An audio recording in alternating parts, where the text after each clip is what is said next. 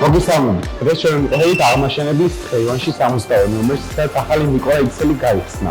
აქ თქვენ ყოველთვის გელოდებათ უმაღლესი ხარისხის ახალი ქართული ხორცი. ახლა კი ერთად ავარჩიოთ სასურველი ნაჭერი და მოვაზრდოთ რაიმე გემრიელი.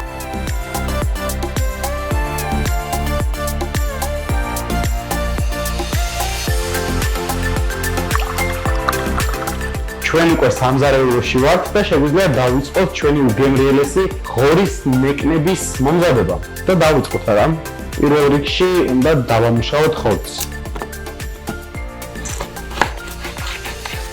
ნეკნი არის იდეალური ნაჭერი, იმიტომ რომ უამრავად სოუით ერთიანდება, გემო აშკარად მოდის აქედან უკვე. ჯერ კარგად მოუბრაწავთ ორივე მხრიდან, წვის არომატი რომ კარგად გამვითარდეს.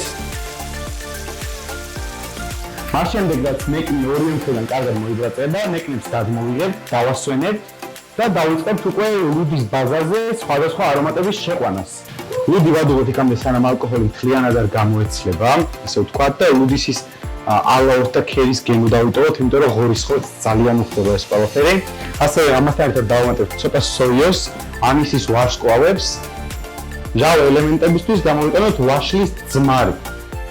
უკვე შეგვიძლია რომ ჩვენი ნეკნები დავაბრუნოთ ჩვენს მომზადებულ სოუსში. დაახლოებით 50 წუთი, როდესაც ძვალი ხორცი მოშორდება, ამ დროს უკვე მზად არის და შევძლებთ უკვე სერვირების ნაწილზე გადასვლას.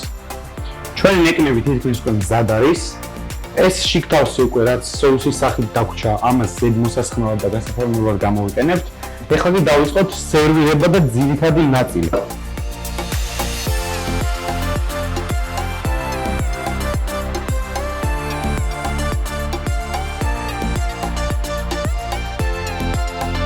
მაშასე ჩვენი ნეკნები უკვე მზად არის.